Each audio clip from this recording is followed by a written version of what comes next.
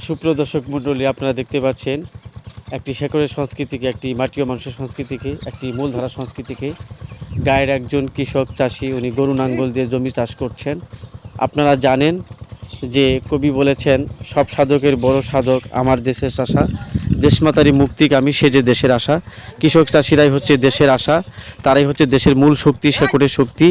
এই শক্তিকে আমাদের সমৃদ্ধ করতে হবে, এই শক্তিকে আরও আমাদের সামনের দিকে এগিয়ে নিয়ে যেতে হবে।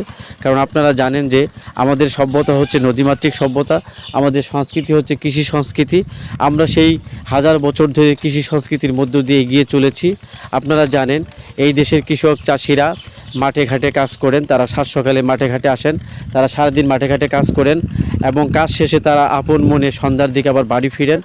আপনারা জানেন যে কৃষক চাষিরাই রোদে পুড়ে বৃষ্টিতে ভিজে তারা সোনার ফসল ফলান, তাদের সোনার ফসল খেয়ে আমরা জীবন ধারণ করি, আমরা বেঁচে থাকি। তারাই উৎপাদন করে চলেছেন, তারাই নতুন নতুন ইতিহাস সৃষ্টি করে চলেছেন। আপনারা দেখতে পাচ্ছেন যে একটি মূলধারা সংস্কৃতিকে, শেকড়ের সংস্কৃতিকে, এই সংস্কৃতি দিনে দিনে বিলুপ্তি হয়ে যাচ্ছে, শেষ হয়ে যাচ্ছে। নতুন নতুন প্রযুক্তি পদ্ধতি আসার ফলে আমাদের এই প্রাচীন সংস্কৃতিগুলি হারিয়ে যাচ্ছে, শেষ হয়ে যাচ্ছে। আপনারা জানেন যে বিশ্ব সংস্কৃতির পরিবর্তন ঘটছে এবং নতুন নতুন সংস্কৃতি আসার ফলে আমাদের এই আদিম সংস্কৃতিগুলি হারিয়ে যাচ্ছে, শেষ হয়ে যাচ্ছে। আপনারা দেখতে পাচ্ছেন যে গায়ের একজন কৃষক চাষি, উনি গরু নাঙ্গল দিয়ে, অর্থাৎ লোকবিজ্ঞান দিয়ে, লোকপ্রযুক্তি দিয়ে জমি চাষ করছেন। যখন আমাদের দেশে কোনো প্রযুক্তি ছিল না, তখন আমাদের দেশের গায়ের কৃষক চাষিরা এই লোকবিজ্ঞান দিয়ে, এই লোকপ্রযুক্তি দিয়েই জমি চাষ করতেন। আপনারা দেখতে পাচ্ছেন একটি প্রাচীন পদ্ধতি, আদিম পদ্ধতি, যে পদ্ধতি দিয়ে গায়ের কৃষক চাষি জমি চাষ করছেন।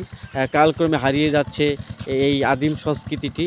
আপনারা জানেন যে হাতের মুঠোয় হাজার বছর আমরা চলেছি সামনে, তোমার সম্মুখে অনন্ত মুক্তির অনিমেষ ছায়াপথ। আমরা এই পৃথিবীতে থেমে থাকার জন্য আসিনি, আমরা এই পৃথিবীতে পথ চলার জন্য আসছি।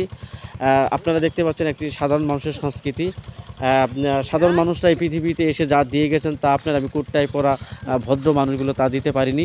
আমরা এখনও সাধারণ মানুষের কাছে ঋণ নিয়ে আসি, এই ঋণ কিন্তু আমাদের শোধ করতে হবে। আমরা যদি এই ঋণ শোধ করতে না পারি, তাহলে আমরা অকৃতজ্ঞ হয়ে যাব, আমরা সফল হতে পারবো না।